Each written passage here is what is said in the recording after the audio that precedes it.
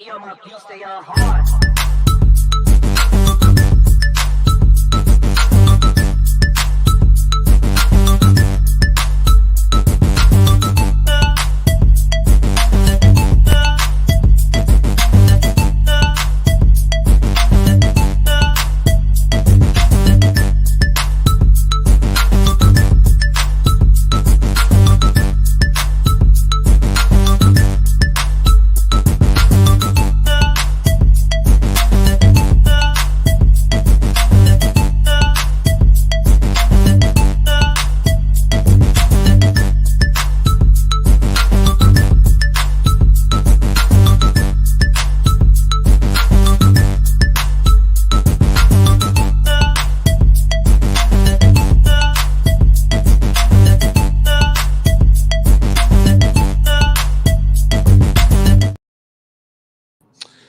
All right. Hello. Good morning. Welcome to the BCSN SWAC Baseball Championship Preview Edition, live from Atlanta, Georgia. Bryan Fulford, Charles Bishop, Dr. Kenyatta Cavil, and AD Drew. We're all in Atlanta. I promise. We are all in Atlanta, although only 3 of us are actually in the stadium where they will watch this afternoon's SWAC Baseball Championship between the Jackson State Tigers going for their 17th SWAC baseball title and the Grambling State Tigers going for their 10th SWAC baseball championship. Gentlemen, sorry I couldn't be there with you, but how's everybody doing this morning? Doing well, Brian. I tell you what, it's been a long 5 days here at the SWAC Baseball Tournament, running on fumes, but looking forward to today's game. Yes, indeed. Charles Bishop's been there since the first pitch of game 1. Game 15. That's right, Charles. Game 15 for you today? It is game 15. Yes, it is. Awesome. We will talk about some of the more interesting observations over the course of the 15 games. Dr. Kenyatta Cavil, for people who are like, where's Doc at? We ain't seen Doc in a minute. Doc, there he is. How you doing, Doc? You looking good? I'm doing well. Brought me out of sabbatical. I was here just relaxing with my son with a vacation. And they said, no, Doc, it's time to get you back on the mic. So I'm glad to be here representing inside the HBCU Sports Lab with Charles Bishop as he's out, I would say on assignment, but I guess he's actually working. So he gets full credit for this. We'll write this out and put it on his paperwork for his dissertation and assignments and quarterly review to make sure he's good. But we're going to talk about Mike Washington. I'm not sure where he's been or where he's at. He's kind of lost in the wilderness. He keeps sending me this paperwork saying that, he's working. I don't know on what, but we're going to leave that alone. But it's good to be here with the BCS sports team with SportsWrap, getting this day going because it's Championship Sunday. And we got a little bit of the new. And now we got the old coming back and starting over. So it's going to be fascinating to see how this all goes down. Yep. And AD Drew, who always seems to be in Georgia on a Sunday, floating around doing somewhere away from his home studio. So it's no surprise that on a Sunday we got Drew in Atlanta. Drew, what's good? How we doing this morning? Man, I am doing great, Brian. I'm doing great. And I need you to go ahead and confess to everybody. The reason that you decided not to come to the stadium today is because today is the Indianapolis 500. So you wanted to support the hometown and stay home and watch the Indianapolis 500. Or have you traded teams and decided to watch the Coca-Cola 600 today? Or are you watching Monaco today? Because, this is a big day in auto racing to go along with everything that we have going on here in HBCU baseball. Or is he crying on his pillow because of the Pacers? See, Doc, you see, I wasn't going to go there, Doc, because I wasn't going to say it, Rattlers. I was about to say, that's bad enough, fam. You gave it away yesterday. But then he had to go home and watch the Pacers. 18-point lead and oh my God, it just disappeared. And I will say this, Brian was in the stadium yesterday. He was here. He literally got off the plane and came directly here. So his ability to work and get in it, he's committed. But I understand when things don't go your way, things change. Had a Simone Stanley day. The Jinx. Look, I we thought pulled out of the hotel in the Lynx. I got people. Women's basketball program, WNBA. They were getting ready to play their game against Atlanta Dream today. Pulling out. Yeah, I got people in my messages blaming me for that. I was like, I had no control, so she wasn't talking to anybody. I swear. But anyway, look, yes, Drew, I appreciate you trying to cover for me. I hadn't thought about the Indy 500 thing, but yeah, that is where I would have gone until Doc burst my bubble there. Yes, it was a very hard day watching FAMU lose the way they did, and then to combine it with the Pacers losing the way they did. One of my darkest sports Saturdays of 2024. So I'm hoping there aren't many more of those in the fall. So look, congratulations to Jackson State. Congratulations to Grambling. Let's talk about how these teams got amazing over the last Charles Ford. Touch a chord, Brian. I was saying how many days has it been? 4 days. Do not hear me. No. 3.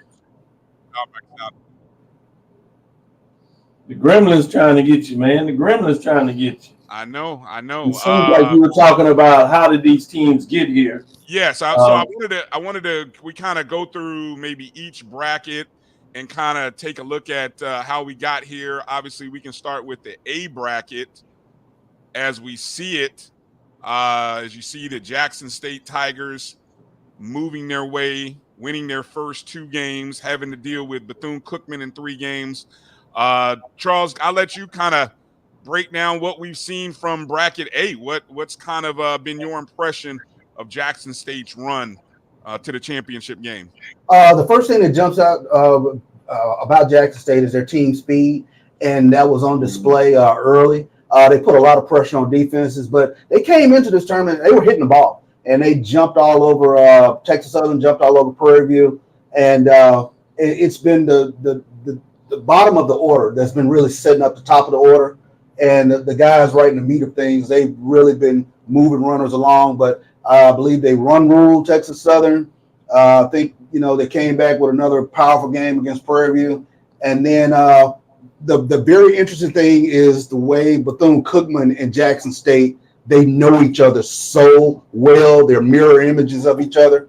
But Jackson State was able to prevail and get through Bethune-Cookman because I thought that was going to be every bit as what it was, and it proved out to be the case in terms of getting beyond Bethune-Cookman.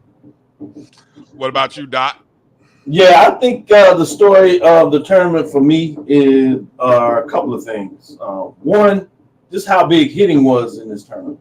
We came in talking about talking about the pitching in the arms, and we tend to lean towards the East Division in terms of what those arms are able to do.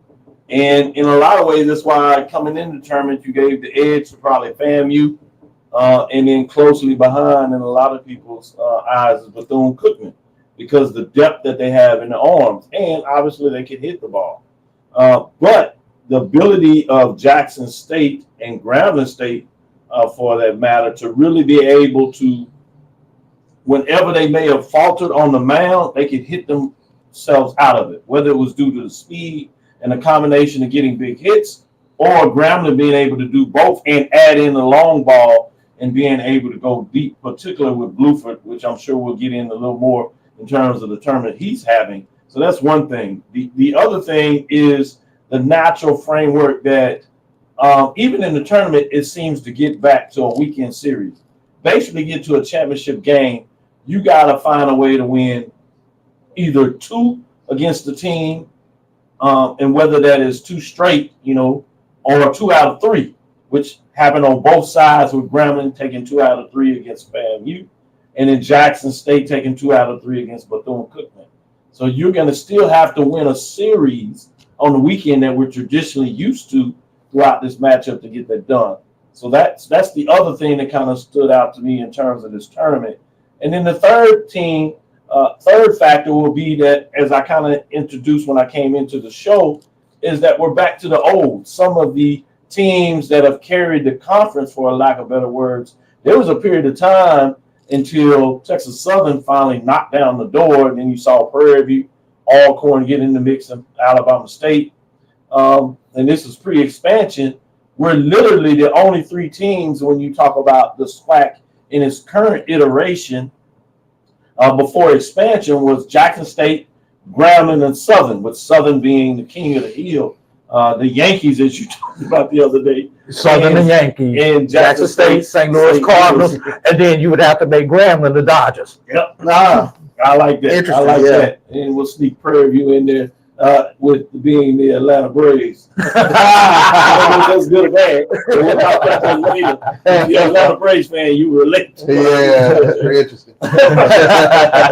when we talk about those correlations. But the point that I'm making in there is that you're kind of to the new. I think that's fascinating when you talk about the history of the SWAC. And then as expansion took place, you had the Florida schools come in, and everybody knew that it was going to take baseball to the next level. And FAMU and Bethune-Cookman literally cracked the door last year when they made it to the championship game. And FAMU kicked it in and brought home the championship. And this year they were right there on the edge, but you see it come back to Jackson State Grambling. So I think those are the 4 things that have come to mind over this tournament play. How about Drew? Drew, what are your observations of the A bracket? Well, I'm gonna kind of go a little bit more in general when I go into this, but let's talk about FAMU. 3 years in SWAC baseball, they've been in the Final Four all 3 years. Yeah. Bethune, they've been to the Final Four two of those 3 years, not able to make it the first year into the Final Four. And obviously we know in the second year, those 2 teams happen to face up against each other for the championship. So that's some of that new blood that you're talking about with the expansion. That's number 1. Number 2, I want you to take a look at something, and I may be stepping ahead of us when I say this, but Jackson State's bats started off hot in this tournament, and then it's like the pitching took over. After the bats took over. Jackson State scored double digits in their first 2 games, and then they won some squeakers throughout the rest of the tournament. Grambling, the exact opposite. It's like the pitching kind of started them out, and now their bats have gotten hot. In 2 of the last 3 games, they've scored in double digits, with their 3rd game, them scoring 9 runs. So, it's going to be interesting today. Like I said, I know I'm stepping ahead of to see how this kind of plays out with the bats starting hot, and then the pitcher taking over for one team, and then the pitcher starting hot, and then the bats taking over for the other team. Charles, like, you want to throw something in on that? And it's so interesting. There was a rain delay that happened. We've had 2 rain delays in this tournament. Yeah, and I think you've seen a tale of 2 Gramblings. Post-rain delay. Post-rain delay Grambling. They have been on a tear with regards to the bats. And, I mean, it's been phenomenal to sit back and watch.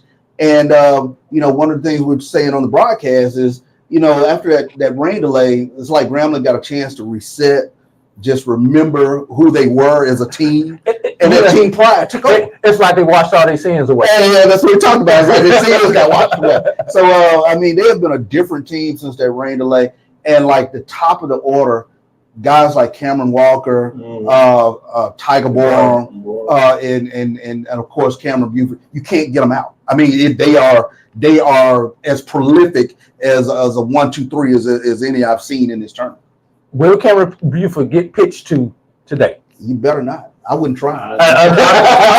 Unless you have nowhere to put him. Yeah, I mean, you just got to feed him stuff. Well, it almost gets to that Barry Bonds. Versus the 2 or 3, maybe 4. If you're not careful. So, I mean, great question. Last thing I put out there, this is to you, Bryan, because you always looked at this, and I'm a stats guy, and I go a little deeper.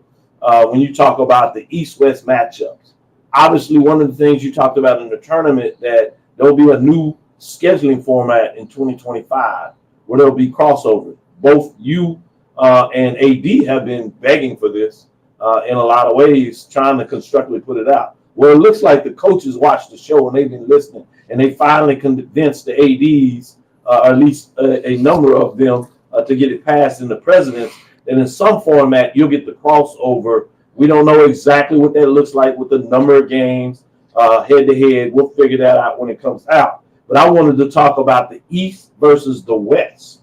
The East dominated the West, except for one team that actually got all 4 wins for the West, which obviously is Grambling playing in the championship. But up to that point, at one point in this tournament, it was 6 wins for the Eastern Division to 1 win for the West. And that first win, obviously, was Grambling earlier. And then they came through the tournament as you look at the other side of the bracket, which is Grambling picking up the last 3 wins, 2 out of 3, most importantly, against FAMU, to ultimately end up in this championship matchup. So kudos to you, Bryan, in terms of something that we need to look at inside the picture. And it'll be fascinating as in the offseason to talk about, particularly when the schedule comes out, what does this look like in terms of, for me, seeding? I don't think it's going to change much of the top 8 teams. It did, but what does the seeding look like? We can get in that whenever you're ready to talk about what the seeding would have done versus what we see now. Go ahead, Bryan. Well, look, I love you guys. See, look, we have jumped all over the place. We went off. I was just initially hoping we go A bracket to B bracket, but somehow we started talking about everything in between, and then Doc breaking news. I'm like, man, okay. So let me go back to Bryan. This is a typical Sunday for you and I, because we have a script where we 2 hours into the show, realize we've only covered one topic. 2 minutes into the show, the script. Out the window. All right, so let me peel back a couple things. One, I want to come back to Jackson State and Bethune, because Jackson State was how many outs away from being knocked out? Is that correct? They were no, Bethune was the one who was should have been knocked out. Yeah, Bethune was 3 outs from. Jackson State was 3 outs from not playing yesterday. Yeah. Okay, that's what it was. Thank you. And then you really have to say the momentum shifted with the ejection of Coach Johnson and help you out with the player. Webster. And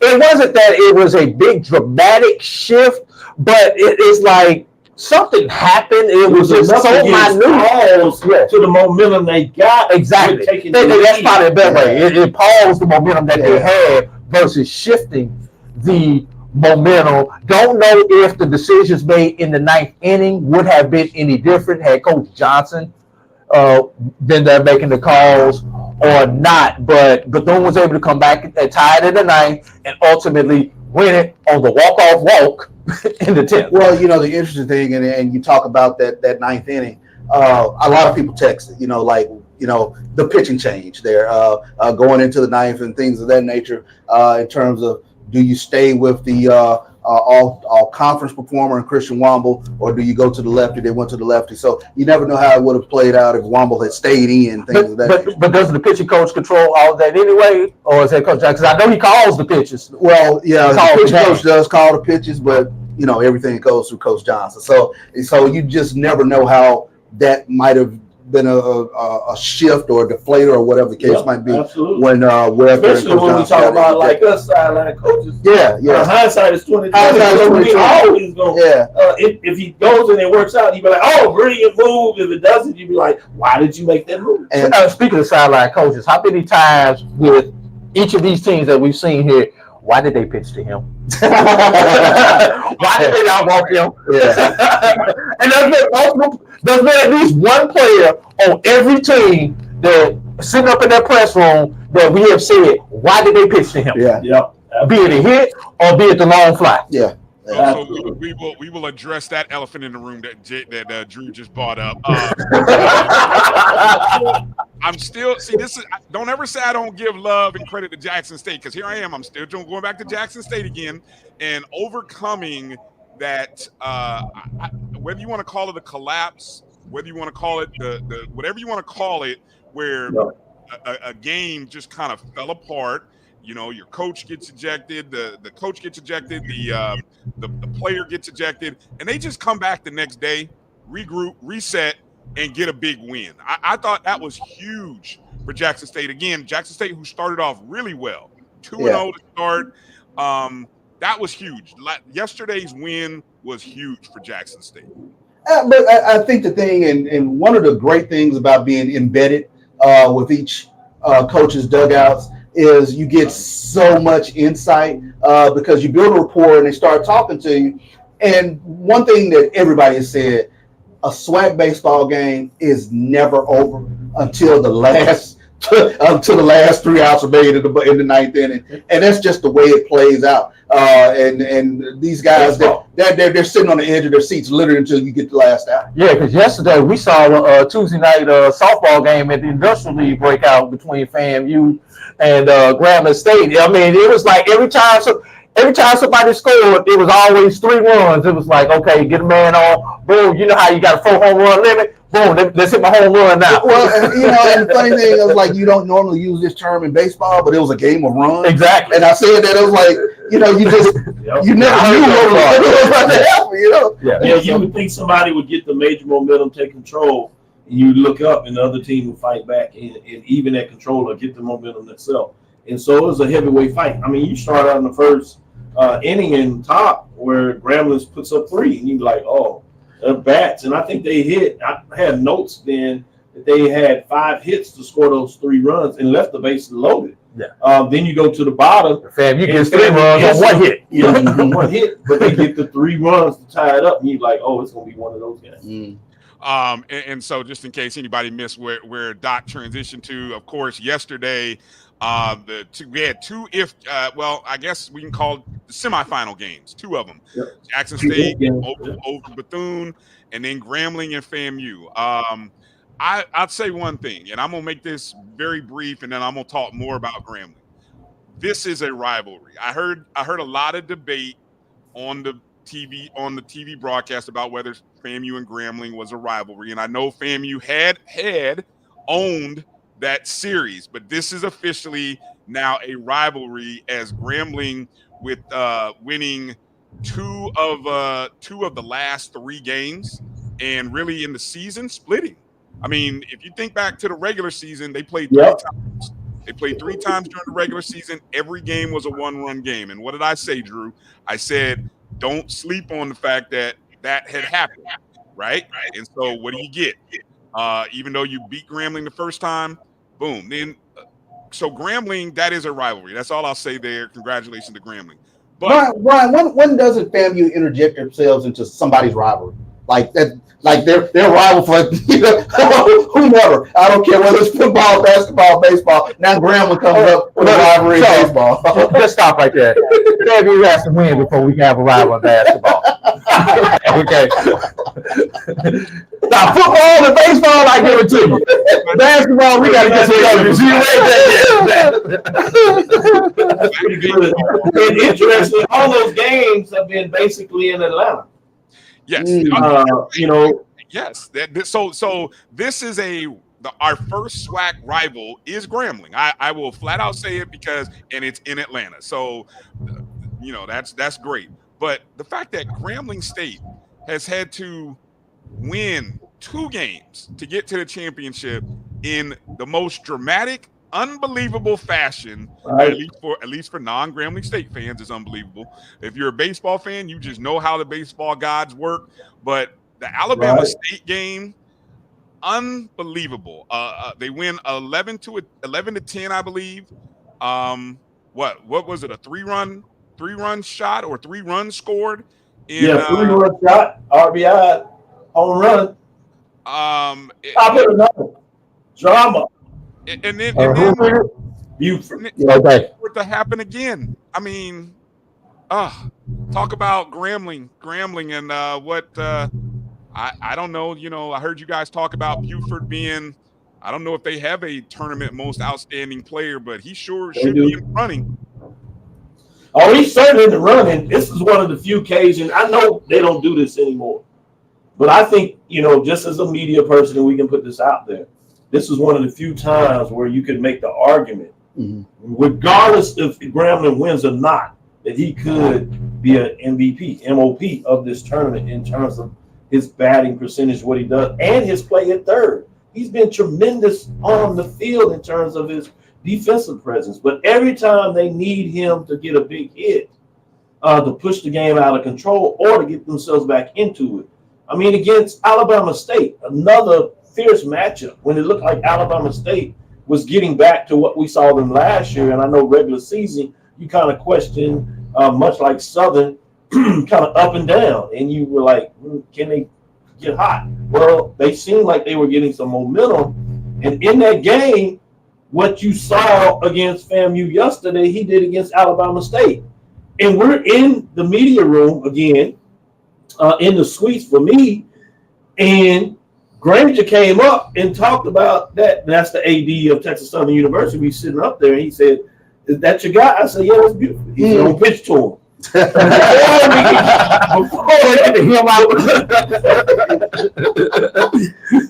Before I could get my comments, Ryan McGinty said, "But the guy behind him is hot. He hit all day long." And I looked up and I said, "Don't." And before I could get pitched, right out. Ron dropped his head. And Greg said, "I told you." I said, "I'm not even a baseball coach. I'm a basketball man. Don't pitch to him." So we all yesterday were in there again, the sort of Granger, Dr. Granger. And we had the guy that's actually responsible in a lot of ways for help bringing this tournament here. And as we've kind of heard around here also, it seems like the basketball tournament is pretty much all but done. They hadn't released it, so take that what it is. It's coming here. And he was in there. He said the same thing. He said, "Dr. Cavil, is that the guy that you talking about?" I said, "Buford." I said, "Yes." Leave him on. He said, "Don't pitch to him." And before I could get out the words, I agreed. He started. Well, he did it. He did it. The family folks got quiet. The fans in front. I was like, "Wow, he did." Let me just read some of his numbers, and in case you don't know what we're talking about, we're talking Cameron Buford of Grambling State, redshirt senior, all-time home run King at Grambling State from South Holland, Illinois. In this tournament, right? And I'm going to go back to the first game. Let's see, going back, first game against Alabama State. He was 1 for, hold on, I think I had it just pulled up here. Hold on a second. Unless, get these numbers up. Yeah, I got the numbers here. I was just looking at them. Give me a second here. Okay. 1 for 3, 2 runs scored against Alabama State. Then against FAMU, 1 for 3, had a home run, two RBIs. That's the second game. Then third game against Alabama State, he was 2 for 5, 4 RBIs, including the home run. Then, of course, in game 2 against FAMU, he goes 3 for 3, 2 RBIs, a run scored. And then, of course, last night against FAMU, he was 3 for 6, 5 RBIs, a home run, 2 runs scored. Now, it's 13 RBIs. Yeah, you in just this tournament alone. What'd you say the number is in this tournament alone? I think it was 13 RBIs, and when I just added up what you said, I could have been Let me see, 7, 11. Yes, that's 13 RBIs, 3 home runs, and if you count the hits, 6, 7, 8, 9, 10 hits. 10 hits. I mean, So if I'm not mistaken, he's his home run total is right under a young man from Bethune-Cookman. I think Ramses Cordova's hit 4, and Cameron Buford now is at 3. So, you mean in this tournament? in this tournament, yeah. It don't seem like he only got 3. It seems like he got about 8. It feels that way because I mean, his home runs have been huge moments. So. I mean, he's hitting Mark McGuire, Barry Bonds type home runs when he's hitting them. They're not, I'm looking at 350 to right center, and it's 382 to left center. He's not going 355. He's going 4 plus every time he's hitting the ball out. Yeah. Yeah. Emmett Jones said he's from the South Chicago suburbs. Grambling's had good ties into that Chicago area. Just to answer your question, Jeremiah, yes, the game is on ESPN Plus, 1 o'clock. 1 o'clock on ESPN Plus. Any other talking points regarding some of the games or matchups from bracket B before we kind of shift into a couple other things as we look ahead to this matchup? Go ahead. Yeah, I just think the fact that Grambling was able to overcome Alabama State, I think that was a huge momentum thing with regards to them going forward, in that they were able to eliminate Alabama State. And they like I said, we keep talking about the rain delay, but they have just taken off seemingly from that game. I'll add in this factor is that you have is the ability of Jackson State and Grambling State to win different style games. They won a couple of low score games where they battled it out, pitched, made a couple of key hits, key moves, and what we would see is low scoring games. Then they had also games where they had to hit and win in high scoring games. So the ability to navigate the tournament and win in both styles is always fascinating to me. Because you tend to come in and say, all right, for this team to win, they're going to have to hit. Or for this team to win, they're going to have to pitch. Because that's the style that they have come over the season and being able to get it done. But the fact that Jackson State and Grambling could win in both fashions and had to in this tournament speaks volumes of why they're here on Championship Sunday. All right.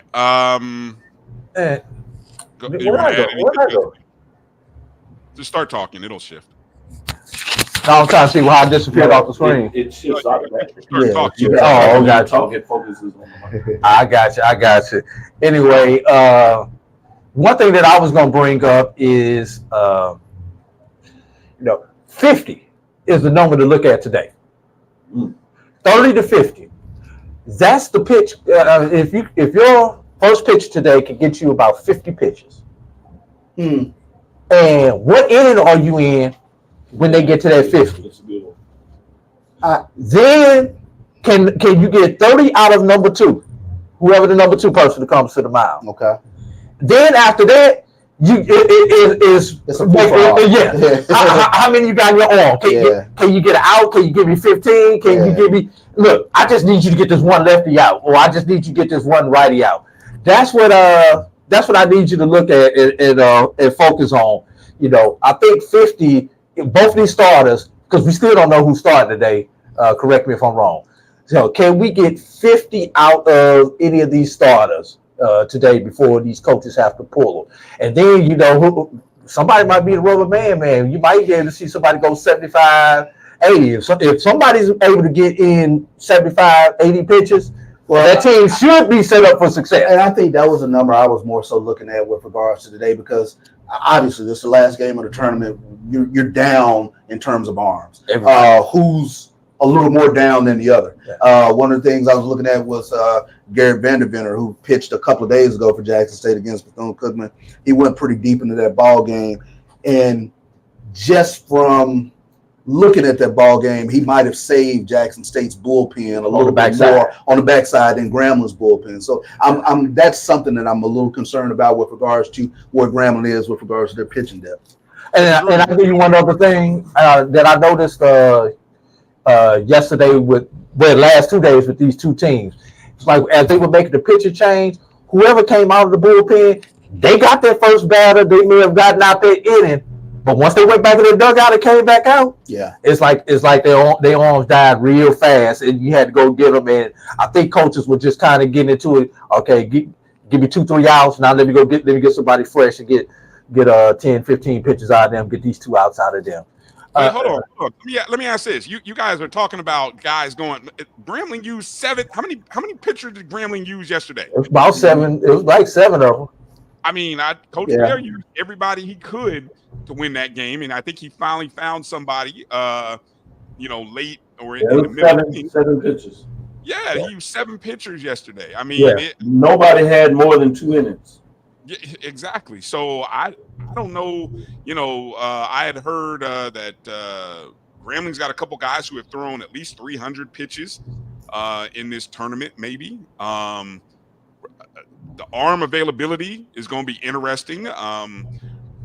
Who has a starter that is capable, of possibly of getting in and getting in. Who do we have there in the background with you, Doc? Got a couple guests here. How about we go to break and we let Doc bring on these new guests?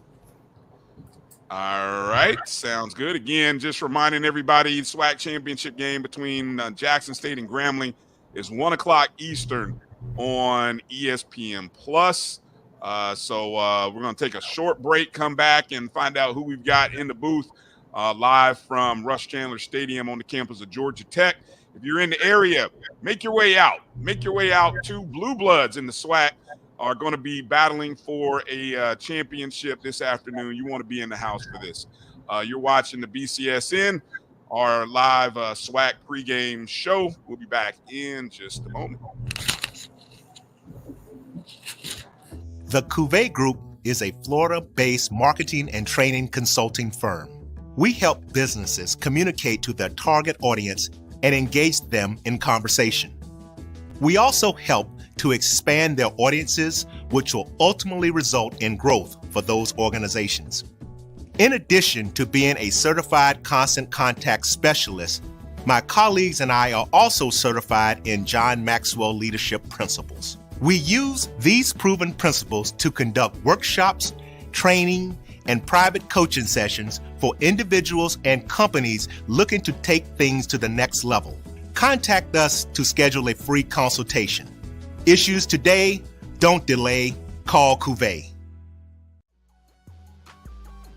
This is the Dean of the College of HBCU Sports, Kenyatta Cavil of Dr. Cavil's Inside the HBCU Sports Lab with Mike Washington and Charles Bishop. Come mix it up in the lab where the course lecture is in session every Tuesday from 6:00 p.m. Central Standard Time on Facebook Live, YouTube Spreaker, or the BCSN app, as we discuss all things about the HBCU sports culture, including exploring the week that was in the sporting HBCU diaspora, as well as the upcoming week of HBCU sports. With me, the Dean, the College of HBCU Sports, on Dr. Cavil's Inside the HBCU Sports Lab with Mike Washington and Charles Bishop. Course lecture dismissed. From novice to aficionado, find yourself here. High quality cigars plus personal customer service. Slow Burn is Waco's only mobile cigar lounge, featuring a meticulous, curated collection of premium cigars. Visit our website, www.slowburnwaco.com. That's www.slowburnwaco.com.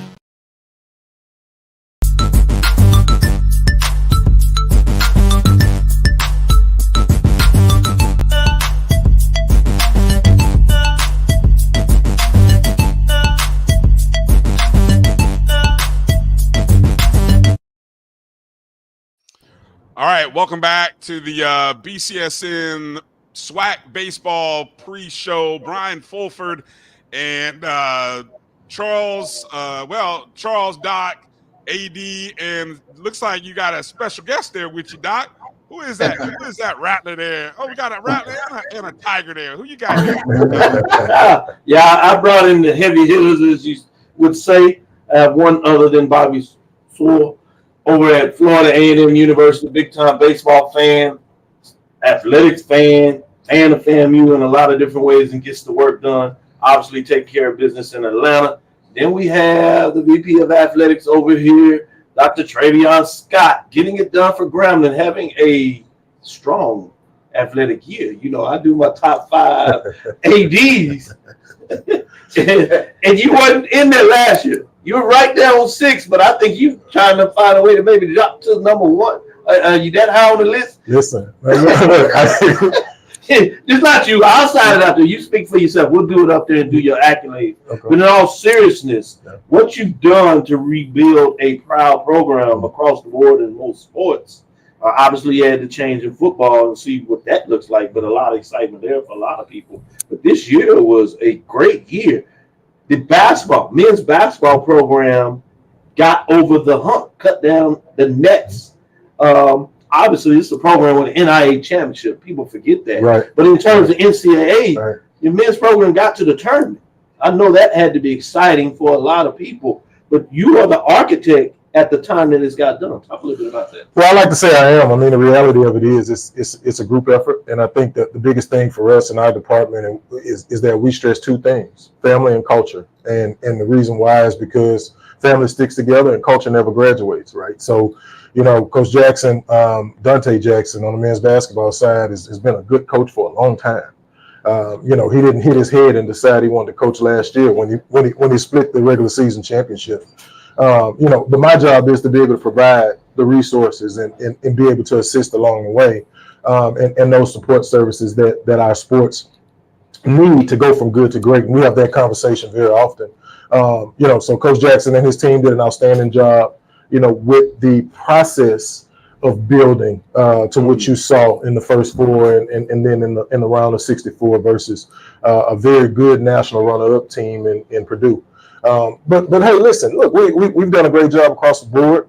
You know, soccer won a regular season championship back-to-back years, lost in the SWAC championship game last year, won the SWAC championship and lost in the first round of the tournament at the University of Arkansas. Volleyball women's basketball. We went from 10-20 to 24-9 in 1 year, and I think we'll be up there this year. Coach Courtney Simmons is an incredible leader, motivator, and architect of talent. You know, she does a great job, not just acquiring talent, and not just managing that talent, but also being a talent developer, and that's going to be key and critical for her as she seeks to ascend to higher heights on the women's basketball side. Softball, we had a disappointing year this year. Last year we won 30 games for the first time in 30 years, right? And so, you know, again, we've been able to do some pretty special things in our non-revenue sector as well. Track and field, we hadn't quite got there yet with the numbers. But Jet Brown, one of our student athletes, qualified for nationals. That's the first time that's happened at Grambling State University since 1990. So, you know, just on the competitive side, academically, we graduated 55 student athletes. You know, they've done an incredible job. We had 150 student athletes with 3.0s. You know, just an outstanding job overall. But we've got to continue to grow. We've got some challenges in some areas where we need to grow facility-wise. We've got some challenges in some areas where we need to grow as far as that competitive excellence piece in tennis and bowling, volleyball, track and field, right? So we're looking now and being very intentional about, you know, upping those sports levels to match that of the baseballs, women's basketballs, men's basketball, and soccer. So we're excited about, you know, how far we've come. We're even more excited about the direction in which we're going, and things look to be bright on Exit 81. One more question before I go to you, Bobby, in terms of just your thought of incorporating yourself in the conference and your thoughts on that. So you can think about that for a minute. But I want to ask you about this matchup. Okay. I would be remiss if I didn't get into this. Yeah. As I was looking at this between 1959, think about this, 1959 to 2003, only Southern, Jackson State, and Grambling State won SWAC championships.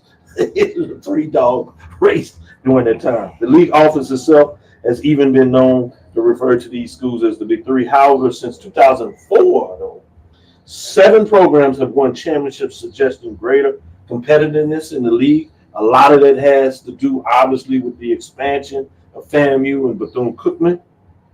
Also, with the SWAC tournaments now including 8 schools, simply more lower-level seeded teams have opportunity to compete for a conference crown. This is kind of back to the old, but talk about your baseball program. Mm-hmm. Some people may argue, and you don't have to talk about this, it's not fair to you, but just as a media person, some people may argue that last year's team, top to bottom, may have been an overall better team, but better teams don't always win championships. That's correct. You play basketball yourself, and you know what that means. But something about this team, and I told you, Brian, when you came in here thinking about this, that Grambling was going to play a different level of baseball because of disappointment. And I've seen teams do that. Yeah. And when they get a chance to kind of get a taste of it, they think they're ready, but they're not quite ready for the moment. They come back with a different level of aspirational attainment. Talk about what your coach was able to do in these players, getting it done and getting themselves to play on Championship Sunday. Well, I'll give you a little background. I'm not surprised at all that we're here. I think we took a little bit of a different route. Obviously, we've got a significant amount of injuries on the pitching side, and so we're having to rely on our bats. But I'll tell you one thing about Grambling baseball. it doesn't get the credit and the recognition that it deserves from a traditional standpoint. The tradition of excellence within the baseball program is significant. As far as this team, I thought the challenge, especially yesterday, because we've traditionally struggled with Florida A&M, was if the moment was going to be too big. I think everybody on the periphery knew we belonged. Right. And our guys knew they belonged. They just had to show it. Yeah. And, you know, I thought probably the first 9 outs would be a good indicator of where we were. I thought we got out early. Even though we gave those runs back, it put us in a space where we knew we could compete. And for all intents and purposes, look, you're playing the defending champions. You know, the pressure was on them. And I thought our guys played well. In terms of our guys, grit. It's 100% grit. You know, they've been disappointed and faced disappointment when we had teams that were, quite frankly, more talented. You know, and as a former student athlete, I can tell you I've been on some of the most talented teams who never won anything, and some less talented teams who were indeed teams who bought into the message and the motivation of you know, what the prevailing sentiment is from a team standpoint. You know, kind of taking us further, and that's what's happened here. You know, we've got timely hitting. We've got, man, what can you say about Cam Buford, right? What can you say? I wouldn't pitch to him, and that's what you say. You know, it's and he and I had a conversation after the Bama State game, and you know, he said, "Look, I wasn't gonna let us lose." I said, "Well, here's the thing. It wasn't about your bat. It was about your glove. Yep. That's what saved us at Bama State." And so, you know, yesterday when he came to the plate, look, they're not going to pitch to you, man. Why would they pitch to you? And they did. And, you know, he sat on, looked like a changeup, and it just seemed like it was a curveball. And right into the middle of the plate. Yeah. Look at the highlights. It's still right. Well, you know, speaking on Cam, his father he's an alpha man. Oh, Jesus. And here we go. You know, here we go. We had a talk before the game about some of the things, and surely, Grambling, I give them credit. Your team played us tough this year. We split 3-3 when you look at it. But from you said a mouthful, the best team doesn't always win. I thought there were opportunities. We had a chance to really put you guys away, but I told them during the 6th, 7th inning, 8th inning. That was the time. If we didn't put them away, that was the time. You were going to lead to confidence. And that's when I saw your team pick it up when they got those outs. And we had a little buzzard luck. And when you think about, well, to me, you have to throw a little coaching in there, because the guy, a left-handed batter up the bat, and you got a guy full base, and you got a guy on first, he got to allow that ball to get through.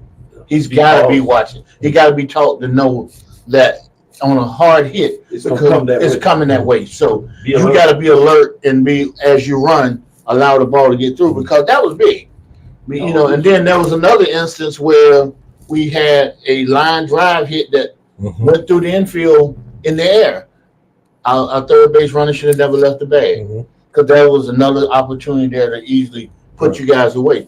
But to give Grambling's credit, Coach Perret made all the right moves. Great point. I mean, he made all the right moves when we had Basato up with two bases on. He put him on. He had an open base. I mean, when you get to Cam Buford, there's no way you pitch to him on. And that's not this weekend. Well, you know, any other weekend. I mean, because he's your all-time home run hitter. Number 10, he has the power to hit the ball out after. But he's a slower runner, and you had opportunity for either play a force out anywhere or a double play, being that you had a slower runner at the plate. So I thought those were key moments that, me personally, I thought coaching let us down in the key situations. I think our guys played as well as they could under the circumstance, but there were key moments that the right decision would have put them in position to be a winner on yesterday. And like I say, to your coach credit, he made all the right moves at the right time, and they got a lot of talent. I mean, well, you get the sense of it being a de facto chess match. I think you made reference to those middle innings where you guys had the opportunity to, quite frankly, put us away. Yes. I felt like that early on. You know, we were up 4 or 5 runs. We had the bases loaded. We went up 7, 8 runs, and We didn't. And I know our team. Yeah. And if you look at Florida A&M batting, we average 9-10 runs a game. Yeah. And any time you're doing that, you really should be a dominant team. Yeah. But the one thing that we've had since Coach Shook era, we've averaged, if you go look at the history, 7.6 runs ERA. Okay. And that's not good. Okay. And because it doesn't lend itself to late innings when you got a little small lead or 1 point game, because now you're almost afraid of your pitching. And yesterday, the pitching, Williams pitched a good game. Really, I think it was more decision making in key spots that because That managerial key spot. Yes, because honestly, he shouldn't have had to pitch to Williams. There was a couple of incidents. We had a couple of errors too, because I had counted the batters down. I said we'd never get back to Cam, right? We weren't When he supposed struck to. out, I said the same thing. We were supposed to get another bat this tournament, right? Yeah. Right. I said the same thing. But once that happened, I said, boy, I walked away. I said, we're in trouble. And I hate to say it, but I felt that way because when I saw your but team, you are beyond a fan. yes, You're critical about the game, and I love folks that can be that way. Yeah. They can be fans of the game, their team, or the league, but they also critical of the game in key situations, and you can see shifts or key yes. moments in there. I want to ask you about this though, as I come to you, Bobby, and get in here, is the expansion and coming into the SWAC. What were your thoughts of it, and what are your thoughts now in terms of overall, not just baseball? Well, overall, I thought it was the best move. Competitive wise, it's very challenging because the competitiveness of all the SWAC teams. Now we haven't been fully accepted, as they say, No. but we're gonna earn our way, right? after the last 2 years with championship, trust me. They might say what they want to. You win some championships. That's the And way. if you look at football, we only had 2 losses in the last 3 years. That's right. Baseball, we won a championship. We've been right here today. I mean, easily the second. During the regular season, Grambling easily was the #1 seed. If you go look at the actual records, all the games weren't played on that west side. So that didn't give a true indication of who was the #1 seed. And I suspect that I went back and looked at footage that Grambling was. And I'll tell you another team who had potential, Southern. To me, I thought Southern had one of the best pitchers, the little left-handed kid that pitched as relief. He came in against us. He was a heck of a pitcher. But, when I look at you guys in the SWAC, it's very competitive in every aspect. We're getting back now. We got a new basketball coach. Yep. And we had an opportunity this year, even against Grambling, to win those games. But I thought the wrong moves, kind of Coaching in this league, talent is necessary. Yeah. The coaching in this league to get to the top separates you in terms of championship has become better than ever. Well, yes. I mean, you think We've had a long legacy of great coaches through here, as you know, obviously, and we've gotten back to that. Yeah. In terms of the last thing I put on here is also the competitiveness of the ADs and VPs. well, Their colleagues in some areas. and that's when it's starting to separate folks too. Well, as the ADs and the VPs. Well, that makes a They can difference. make strategic moves to make sure their coaches and players get as much as possible within their, budget and outside to get additional things. You start to see in terms of separating teams. Well, that's the one problem, fam. You have. We've had several ADs, and to be honest with you, I haven't had a liking to none of the ADs of recent. I mean, being real, and it's for a good cause. I mean, because when I look at experience, when you start talking about evaluating coaches, you have to have people who've been in the games, right? You have to be able to evaluate and understand what are the needs of the teams, right? We can't be so emotional about how we do things. It's got to be real needs. It got to be fulfilled, right? So when you look at football championship and you lose your coach, those kind of things are very significant, right? So when you look at AD, that is the CEO of your athletics, right? And they got to be able to lead, right? Now, we had a football championships. We had indoor track girls won it. Softball team was in the finals. I mean, you look across the cross country won, volleyball last 2 years. I mean, we're right there. Right. at the cusp. But if we get the right leadership at Florida, and it starts top down, not only with just AD, it starts with your president, right? So we got some issues to address right now at Florida A&M, and when we get those things straightened out, we're gonna be tough because it's not hard to recruit in Florida, and that's the one thing that we have an advantage. And so, I mean, some of the other SWAC guys say, "Man, there's no way we're gonna be able to, compete with you guys once you guys get." Well, if you look at our football year, the transfers that we had come in, we're gonna be even tougher this year in football than we were last year. I'll get both of y'all out of here Yeah. on this one. I wanted to talk a little bit about presidential support and what does it mean for VP of Athletics? Everything, AD, right? everything. You just transitioned from a president. I know that literally brought you in and made the final check mark in terms of you becoming a VP of Athletics. And this is after a long surgeon of being able to get to the lead role. So I know that was very important to you, that you had somebody that believed in you after a lot of folks and you gotten pretty close, but you found.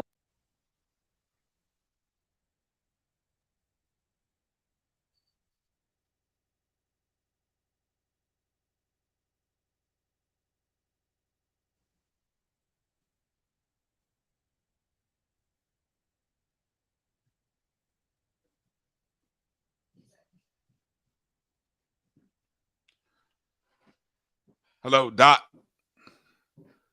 Doc, I lost your audio here for a second. I know Drew's back there. Drew, can we hear? Can you check something on the audio situation? I think it's overall. Can I get a mic check from somebody?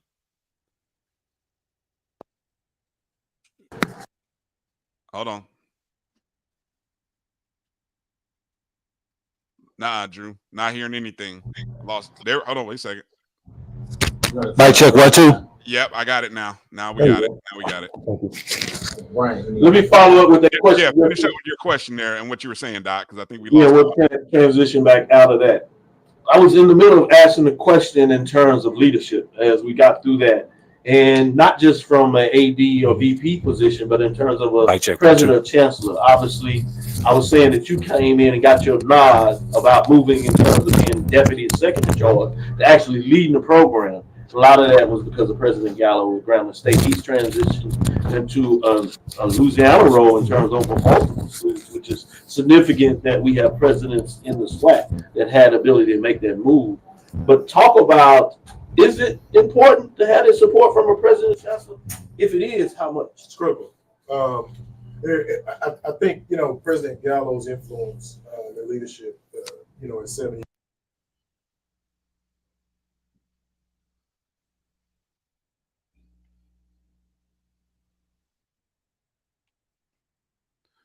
We lost the audio again, guys.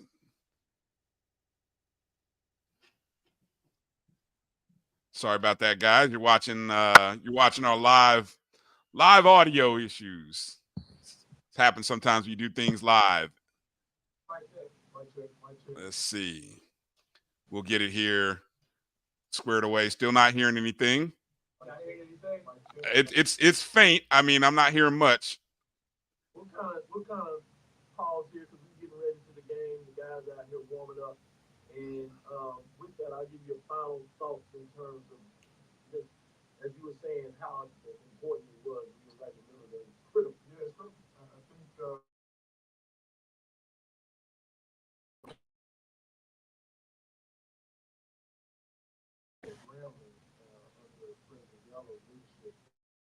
Being executive vice president and COO.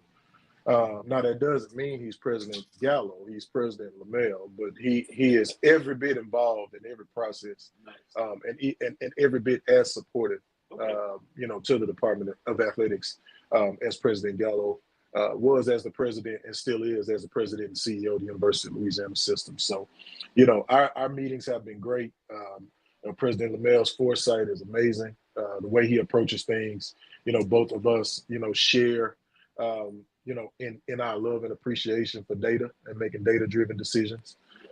It's been good so far, and I look forward to continuing to grow the relationship and growing the department and growing Grambling State University overall.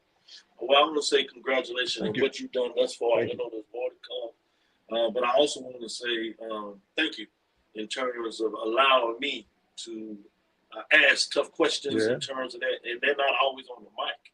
And I'm talking about I can call up there and ask some critical questions so I can inform the masses out there about what's really going on behind the scenes in terms of not just making Grambling better, but making the SWAC better, making the HBCU better. So I appreciate that, and I appreciate your friendship in terms of what that looks like. Hey, Doc, before we close out, while we have Dr. Scott here, part of the breaking news that you broke is about the change in the scheduling for baseball.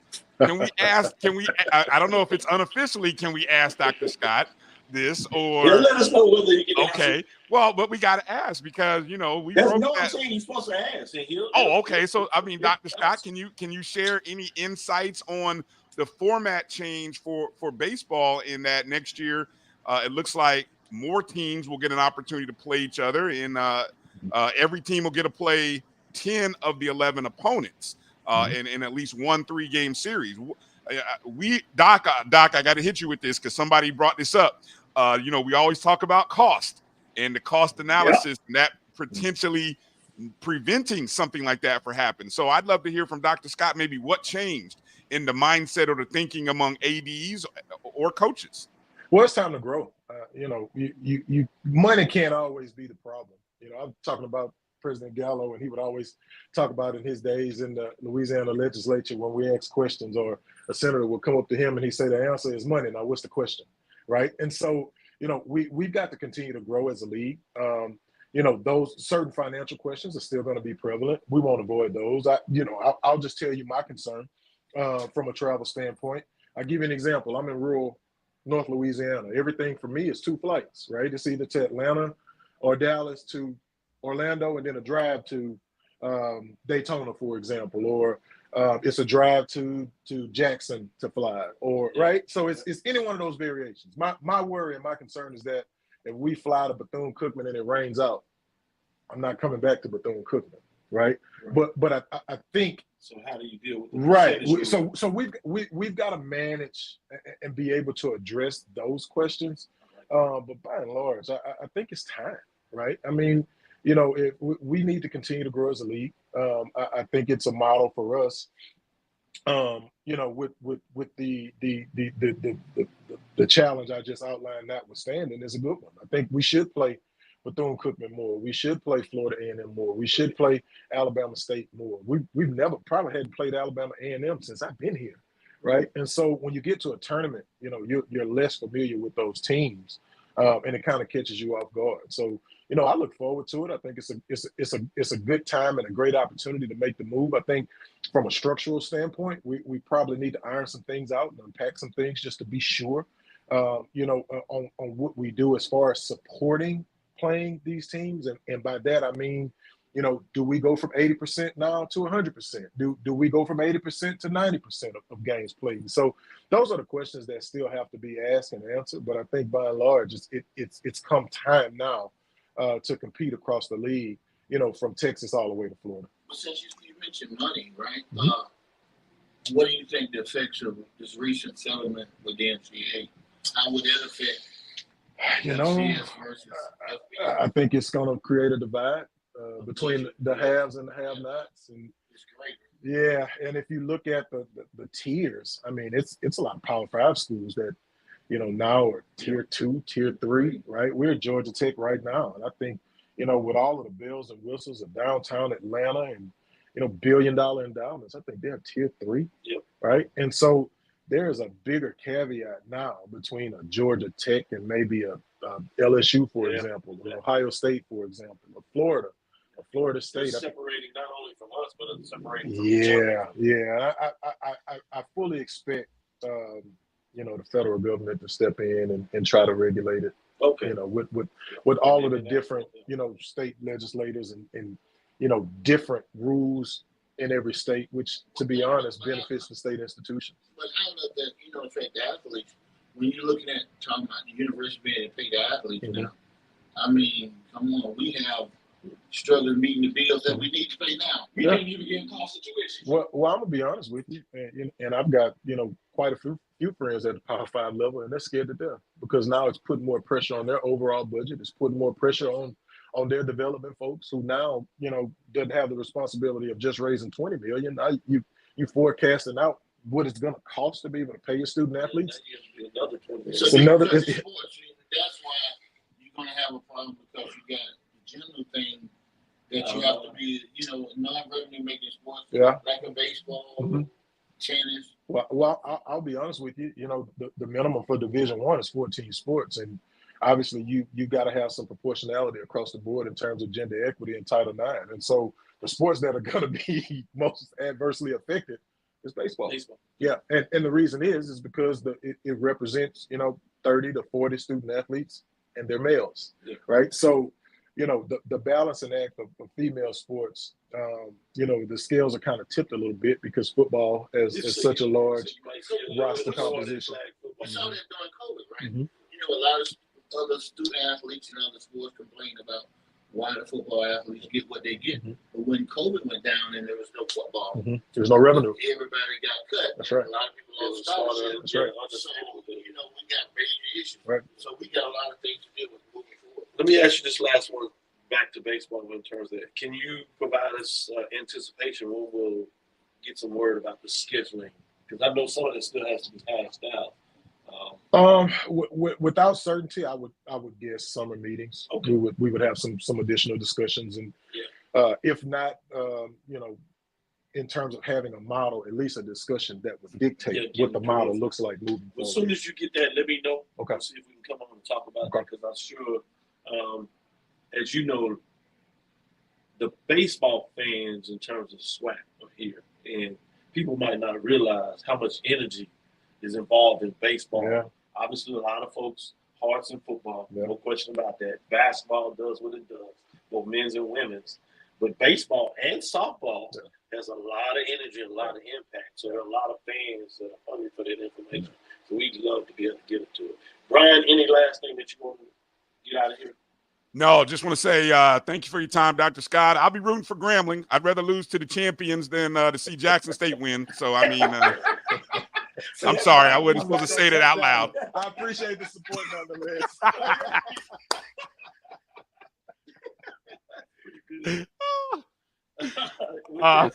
That's it. I'm sorry. I had to get that in there.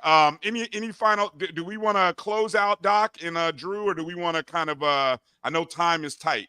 Yeah, we need to go ahead and get ready to close out and relinquish the room to make sure the folks can get in. Okay, so we know who Dr. Scott's rooting for. What's your prediction, Doc? What's your prediction championship game? I got Grambling. I think it's just their time. I think they've been waiting. Those bats are just something serious about me. Obviously, in a lot of ways, this is a rivalry game itself. So a lot of momentum, a lot of reason for you to focus. You just never know. I will say this before I let Bobby get his in there, and then obviously Drew and Charles will talk about their thoughts on this. I did have an invitation with Jackson State fans out there. Ashley Robinson had an invitation, but we're not going to blame him because he spoiled us last night in terms of giving us a gift. So I'll leave it there. We'll leave it right there. Well, my thoughts is, it's going to be a lot of great athleticism going on out here today. Jackson State like to play small ball, put the ball on the ground and run. But I mean, when you look, Grambling competed against us. If they stay at that level today, I think they should be successful. But I won't choose a team, but I'll say Grambling has the edge in my eyes in terms of from top to bottom. Do I get input? Yeah. Please do. I'm going to state the obvious, right? But Uh-huh. I think the key for us is how good can we pitch it? If we can put zeros on the board and our bats remain consistent, I think if we don't, it's going to be hard. But championship games never are easy. But we've exhausted every single arm that we could possibly exhaust. But I talked about grit earlier. If our guys stay the course, I like our chances. But if you can't get right in, you might. Drew, I hope my volume is okay. Yes. First of all, Bryan, you know how you and I like to do it. I've got the over and under is 15 and a half runs in this game combined. Right now, I'm going with the over right now. And I say that it's probably going to be a 3-2, 4-2 ball game. just because I said I'm going with the over 15 and a half as far as runs scored today. Also, it's something about Jackson State's style that if it is a low-scoring, close, competitive ball game, the way Jackson State can manufacture runs just lends itself to a tough, hard-fought victory for Jackson State. So I know they don't believe this in Jackson, Mississippi, but you got a Rattler. Pick a Jackson State. But I could hedge my bet to say the eye of the Tigers and the Tigers will win, but I'm not going to do that. I think it comes down to style play, and I like Jackson State style play and their speed in terms of manufacturing runs. Like I said, if it is a close contest, I think the edge sort of goes to Jackson State in that regards. And I think you all touched on the obvious in terms of the pitching depth of Grambling, where they are. I do want to say this in terms of a lot of people have been texting me in regards to Jackson State baseball. It's significant for Jackson State playing for SWAC Baseball Championships. There are a lot of individuals who I grew up with who idolized playing for this Jackson State baseball team. We're talking about especially through the 80s and through the 90s, there were a lot of young African-American guys who wanted to play for Coach Bob Brady. So it's significant to see Jackson State baseball in this championship format here. And I do want to say, there are a lot of eyes on Coach Omar Johnson in regards to, for Jackson State. It's not just getting there, just getting the ring as well. So it's going to be a huge game. I'm looking forward to it. Last thing I'll say before I give you the last word, Brian, is just throwing a little history here. As you know, the SWAC was established in 1920, and the conference is known to have sponsored baseball as a league sport until around the uncertain times of the Great Depression of World War II, before sanctioning again in 1949. Even earlier, SWAC Powell College shut down its baseball program after the 1932 season, despite featuring a rising star infielder from Chicago area, in Pat Patterson. Just wanted to give a little more SWAC history and fact to make sure we always pay attention to our past as we celebrate the current and look forward to the future. And I just want to, this is unofficial. I want to assure Avis Heath that Charles Bishop will be in the Jackson State dugout. So you don't have to worry about any shenanigans or jinxes or anything like that. I know that'll happen. So it should be good. A lot of people should be a good game. 1 o'clock Eastern on ESPN Plus. Grambling, Jackson State. As they have removed our crew that's done everything all week. Kudos to Charles and the rest of the folks, Simone, all those that got it done in terms of that. But they bring in their own crew to call the championship game, and led by Jay Walker. So shout out to Jay in terms of bringing the announcement. Only miss this tip play-by-play. Not touching it. Not touching it. Always miss this tip play-by-play. Hey, I tried to be nice, but she's doing WNBA. She's working. She might be across town right now. That's right. Oh, man. All right. Well, hey, everybody, make sure, thank you for checking out the pre-show, and we hope everybody enjoys the game. Be interesting to find out, will we get a close game, or will we get a high-scoring affair with drama in the end? So make sure to tune in, 1 o'clock Eastern. Get your popcorn ready. 2 of the Blue Bloods in SWAC baseball going at it in Atlanta, Georgia, Rush Chandler Stadium on the campus of Georgia Tech University. For Charles and Doc and AD, again, we thank Dr. Travion Scott and Bobby Swoop for joining us. You've been watching the BCSN SportsWrap along with Dr. Cavil's Inside the HBCU Sports Lab from Atlanta, Georgia. You guys be well. Make sure you enjoy the game, and make sure to follow the SWAC on social media. Make sure you guys tweet out the SWAC for all of the great coverage from the SWAC Digital Network and everybody with the SWAC. We thank them for the hospitality and everything that goes along with putting this game on. So we look forward to it. And make sure you're following the Black College Sports Network on Facebook, Twitter, Instagram at MyBCSN1. And go download the podcast, BCSN Pod Zone, everywhere you listen to podcasts, iHeartRadio, Google Podcasts, Apple Podcasts, iHeartRadio, and so on and so forth. All right. Good night. Good day. Shout Have a out to great the day. Black and old gold. All right, guys.